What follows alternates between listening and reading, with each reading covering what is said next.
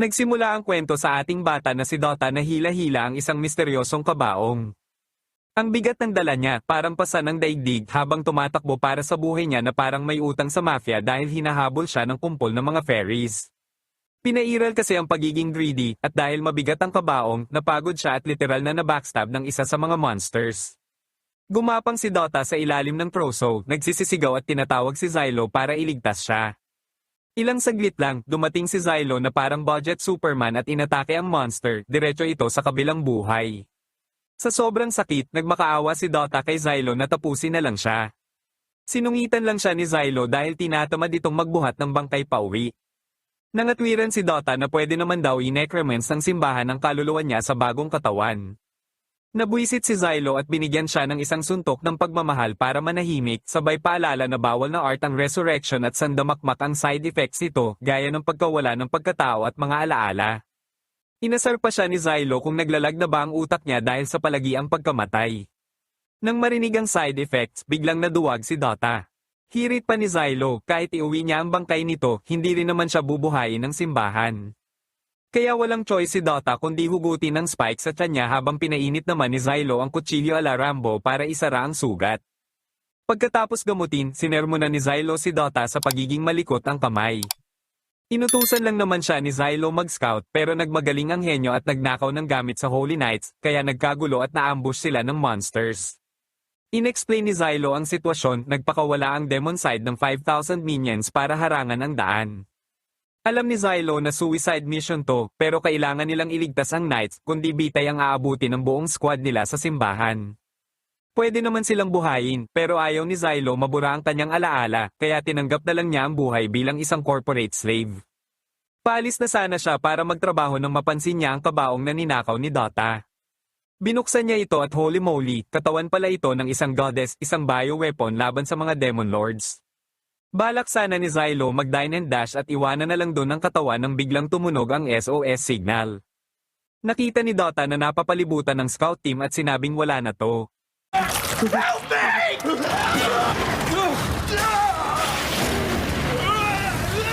Pero iba ang nasa isip ni Zylo, determinado siyang mag-farm ng KPI at iligtas sila para tumaas ang mission success rate. Biglang nagising ang baby goddess sa kabaong. May main character syndrome agad ang lola mo, akala niya si Zylo ang nakatadhanang knight niya at nag-offer ng tulong kapalit ng headpats at papuri. Banas agad si Zylo sa kanya. Base sa balat nito, hula niya ay ito si Theorita, ang hindi pa activated na 13th goddess. Tuwang-tuwa si Theorita at nagpakilalang guardian na nagdadala ng himala. Nangako siyang ibibigay ang kahit anong hilingin ni Zylo. Pero dahil sa Queen of the World attitude nito, parang gustong manapak ni Zylo. Nilinaw niyang hindi niya kailangan ng tulong ng goddess. Kaya inassign ni Zylo si Dota para mag-babysit kay Theorita habang siya ay magso-solo king mode sa battlefield. Kahit basura ang ugali ni Zylo, nakadikit si Theorita sa kanya parang linta dahil locked in na siya na ito ang knight niya. Tinanggihan ni Zylo ang tulong at sinolo ang buong map gamit ang heat at light powers para i-barbecue ang mga fairies. Nanggigil ang kamay ni Dota at sumali para magbigay ng support damage gamit ang lightning staff. Sinubukan ding tumulong ng goddess pero tinaboy lang siya ni Dota. Please lang ate, yung paghinga mo lang sapat na tulong na. Walang tigil ang pagdating ng mga halimaw. Si Zylo, na nag-iisang DPS, ay nagsimulang mapagod pero lumaban pa rin ang bata natin. Samantala, si Theorita ay nakasunod lang sa likod, sinasabing pinoprotektahan daw siya, pero mukha lang talagang batang nawawala sa supermarket. Sa wakas, na-clear ang map at nailigtas ang 7 Holy Knights. Pero lo and behold, etong mga mokong na to ang definisyon ng biting the hand that feeds you. Nung nalaman nilang penal hero o kriminal na ginawang hero si Zylo, bigla silang nagmalaki. Kesyo man siya daw sa honor nila ang mailigtas ng kriminal. Tinanong pa nila si Zylo kung bakit nandoon si Theorita at dapat daw shinip na ito na parang kargamento. Biglang may tumunog na hello-hello sa utak ni Zylo at Dota. Si Venetim pala ito, isang hero na gumagamit ng telepathy para sa libreng long-distance call. Sigaw ni Venetim, lagot na tayo. Sumugod daw ang main Holy Knight Army sa isang suicide mission, all-in, laban sa Demon Blight Army. Nagtaka si Zylo, di ba ang script ay umatras at mag-ipon ng puwersa? Yun pala, na-scam sila ng simbahan. Utos pala ni Commander Kivia ang all-out attack. Dahil sa plot twist na to, naiipit ang mga heroes kasi kapag 50% ng Holy Knights ang namatay, fail ang mission at iihawin sila pagkabuhay nila. Mahirap talagang maging corporate slave. Tinanong ni Zylo kung saan ang bakbakan. Sabi ni Venetim sa second crossing point ng ilog. Agad na nag-backpack si Zylo papunta dun. Bago umalis, sinabihan niya ang mga knights na nasave niya, huwag na kayong sumama, bugbog sarado na kayo. Yung mga drama queens, gusto pang mamatay para sa commander nila, pero sinigawan sila ni Zylo na tumakbo na lang pa south dahil clear na ang daan. Pumayag agad ang mga knights dahil wala namang tanga na gustong mamatay ng walang saysay. Napabuntong hininga si Zylo, gusto sana niyang ma-wipe out ang mga knights para wala nang pabigat sa kanya, pero damay ang team niya pag nagkataon. Kaya napilitan siyang isama si Dota at ang Goddess of Trouble na si Theorita. Samantala, nagpaplano sanang mag-camping ang Holy Knights nang mag-code red ang scouts ng paparating na ang mga halimaw. Naghanda ang archery unit gamit ang lightning staffs. Lumabas si Commander Kivia, feeling cool, at nagutos na palapitin ang kalaban bago magpaputok. Fire! Kuryente at sabog ang inabot ng mga fairies. Wave 1 cleared. Wave 2 mga trolls naman. Naglabas si Kivia ng mega lightning staff. One shot lang, well done stake agad ang troll. Tumawa si Kivia, kaya daw niyang ubusin ang buong angka ng demons. Nanunood lang sina Zylo at Dota sa VIP seats gamit ang binoculars. Umiling si Zylo, mauubusan daw sila ng bala sa ganyang style. Ano pang gagamitin sa final boss? May napansin si Dota na kakaiba yung mga sundalo ni Kivia, hindi pamilyar ang crests. Mukhang wala sa must-save list ang mga ito. Gusto nang mag-back out ni Dota. Bahala sila, di natin misyon yan. Pero si Little Sister Theorita, nag-feeling Santa. Iligtas natin sila. Share natin ang glory. Gusto na tuloy ma-depress ni Dota. Magising ka ate, walang gustong mag-share ng clout sa mga kriminal.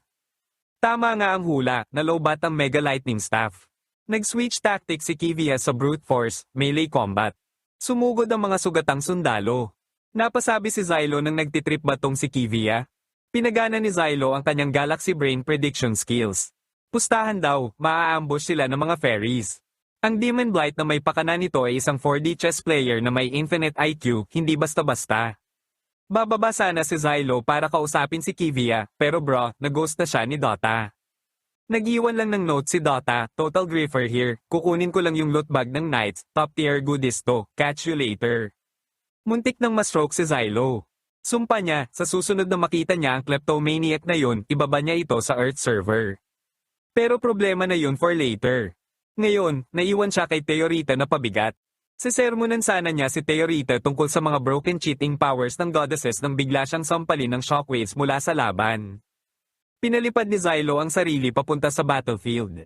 Nakita niya ang isa pang mob wave sa left wing pero sinzone lang muna sila at dumiretso siya sa gitna.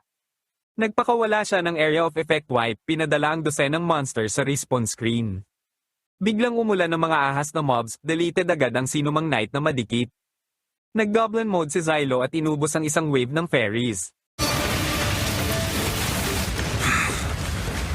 Nilapitan siya ni Commander Kivia para mag-ID check. Sino ka? Bago pa makasagot si Zylo, lumapag si Theorita at inagaw ang eksena. Naglag si Kivia ng 5 seconds kasi nakilala niya ang 13th Goddess, isang SSR unit. Mabilis na nag-explain si Zylo, chill sis, wala kaming marriage contract niyan, no cap. Kasi kapag pumili ng knight ang goddess, locked in for life na yun bilang bodyguard. Tatanungin sana ulit ni Kivia kung sino si Zylo, pero binaliwala lang siya. Cut the drama, lady, parating na ang final boss, kinokorrupt na niya ang server. Biglang dumilim ang langit. Nagbago ang panahon ng mas mabilis pa sa toxic na X. Nakita nila ang isang malaking bato na sumabog. Sigaw ng survival instincts ni Zylo, takbo. Pero syempre, try hard si Kivia. Ayaw tumanggap ng pagkatalo. Gusto ring lumaban ng mga sundalo. Pero malas, naglabas ng uno reverse card ang monster, reflect damage. Bumalik ang mga pana sa mga sundalo, wrecked sila. Na-realize nilang nerfed ang ranged attacks. Melee na lang ang pwede, pero high-key risky. Hirit ni Zylo kay Kivia, yo sis, may catapult ka? Gusto sana niyang umatake mula sa ligtas na distansya. Sagot ni Kivia na kay First Legion ang OP gear, espada lang meron sila. Susugod sana si Kivia pero pinigilan siya ni Zylo. Baliw ka ba? May reflect damage tapos mag-feed ka? Fall back asap. Uminit ang ulo ni Kivia. Ako ang boss dito. Plano naming lumaban hanggang kamatayan. Dito na binagsak ni Zylo ang bomba, actually, ako ang hero na magbubuhat sa inyo. Lalong nabuisit si Kivia. Hero ka? May only respawn ka, kami hardcore mode, one life lang. Lalo siyang nainis nang makita si Teorita na nakatayo lang. Ang trabaho lang daw ni Zylo ay ilayo ang goddess. Humarap si Zylo kay Teorita, hindi ako pipirma sa pyramid scheme contract mo. Maghanap ka ng ibang kupal na mai-scam. Tinawag ni Teorita si Zylo sa pangalan niya na parang pamilyar kay Kivia. Pero bago pa siya ma-background check, dumating na ang boss. Nagpaulan ito ng bomba. Sigaw ni Zylo, take cover, at nagjoke ng mga projectiles. Ang mga bomba ay naging mini-mobs. Dahil swerte na ang sitwasyon, lumipad si Zylo ala Superman at binigyan ng critical hit sa likod ang boss. Akala niya highlight reel moment na, pero crack, naputol ang espada niya. Well, trash ang RNG ko ngayon, sabi ni Zylo. Tinabig ng monsters ang weapon ng commander, tinamaan si Zylo at nag-faceplant, nawalan siya ng malay. Nagising si Zylo na umiiyak si Teorita sa tabi niya. Bugbog sarado din si Teorita. Bro, mag-on ka na ng hacks o mawawipe out tayo dito. Ayaw pa rin ni Zylo, pero nakita niyang pina-farm na ang mga sundalo. Lagot na sila. Sinigawan niya si Kivia, "Yo sis, ikaw na pumirma sa contract. Gamitin mo power niya para buhatin ang team." Pero nakakabinging katahimikan lang ang sagot. Wala nang choice si Zylo kundi ibenta ang kaluluwa sa corporate overlord. Nagtanong siya kay Teorita paano pumirma. Hiwa sa kamay, blood donation style, hinalikan ni Teorita ang dugo. Contract sealed. Tanong ni Teorita, anong subscription plan gusto mo? Sigaw ni Zylo, yung tuturuan ng leksyon ng mga halimaw na to. Nagliwanag ang mata ni Teorita, naglabas ng buong inventory ng swords. Binaf niya si Zylo at nag-spam sila ng libo-libong espada, wipe out ang mga halimaw in split second. Laglag pa nga ng mga knights.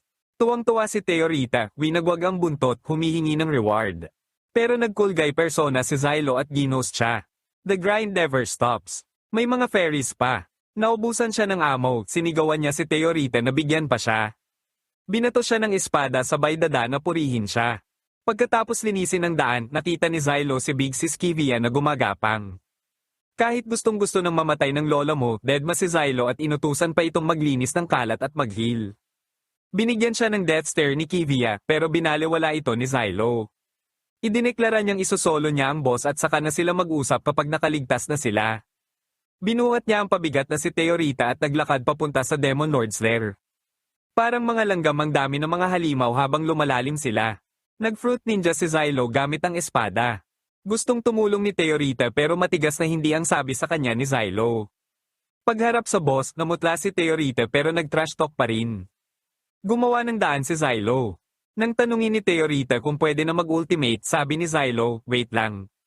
Inatake ni Zylo ang Demon Lord pero nag-summon ito ng minions, nagank sila. Pinayagan na ni Zylo si Teorita, sabi niya dito showtime. Binura ni Teorita ang mga mob sa paligid at binaf si Zylo gamit ang supermassive flaming BFG sword, ang meta weapon para sa boss. Wombo combo, tumalon si Zylo, critical hit sa Demon Lord, tapos talon pabalik para mag-reset. Pero hindi fairy tale ang buhay. Bullet sponge ang boss at ayaw tanggapin ang pagkatalo. Nag-rage ito at lumipat ang aggro kay Teorita. Paggising niya, nakita niya si Teorita na umiiyak, nagmamakaawang huwag siyang mamatay. Biglang sumagot ang boy nakaw na si Dota out of nowhere, hawak ang terrain seal, isang tactical nuke. Sabi ni Dota na pulot lang daw niya, syempre denial. Kinuha ni Zylo ang nuke, tinalo ng monster at isinaksak ang nuke sa katawan nito. Sumabog ang Demon Lord parang fireworks. Ipinaliwanag ni Zylo na aalis na ang mga halimaw dahil patay na ang Demon Lord. Sanay na siya mag-speedrun ng bosses, just another Tuesday lang ito sa kanya. Lumapit si Teorita, humihingi ng headpats, feeling bidang babae sa cheesy K-drama. Pero cold shoulder lang si Zylo, good job sa hindi pagkamatay. Nashock si Teorita. Pero pinilit ni Zylo na sa laro ng buhay, survival ang tanging panalo. Napilitan siyang bigyan ng headpat si Teorita pero na-trigger ang PTSD flashback niya sa dati niyang goddess. Dumating si Big Sis Kivia kasama ang squad para hulihin sila in 4K. Binasa ang kaso, Dota, magnanakaw, Zylo, nakipag-party sa goddess ng walang pahintulot at pinatay ang Demon Lord para sa clout. Deadma si Zylo. Nang sabihin ni Kivia kay Teorita na package siya para sa Galtuwil Fortress at ninakaw siya ni Zylo. Sinabi ni Teorita na ayos lang dahil tinadhana daw sila ni Zylo. Nashock si Kivia, hindi daw ba alam ni Teorita ang krimen na ginawa ni Zylo? Nasistensyahan si Zylo dahil pinatay niya ang isang goddess noon. Yun pala, na court martial si Zylo dati. Inakusahan siyang rogue na nakipaglaban sa number 11 Demon Blight nang walang pahintulot. Ang totoo, sinabihan si Zylo na may parating na backup pero hindi dumating kaya napilitan siyang lumaban ng mag-isa. Ang sabi ng korte, kasinungalingan daw yon at chasing clout lang siya. Inamin ni Zylo na pinatay niya ang goddess Senerva. Kwento ni Zylo, naging mahirap ang laban dahil hindi dumating ang backup na ubusan ng mana si Senerva at matitrigger ang hidden mechanic na makokorrupt siya ng Demon Lord. Nagmakaawa si Senerva na i-mercy kill siya at sinunod ito ni Zylo. Pero hindi naniwala ang mga kupal na judges, ginaslight siya at kinasuhan ng blasphemy at murder. Narealize ni Zylo na rigged from the start ang lahat, ang pecking orders, ang laban, ang monsters ay isang malaking setup lang. Kaya nangako siyang magsisimula ng kanyang revenge arc laban sa mga kupal. At ang parusa niyang natanggap ay ang sentensyang maging isang hero.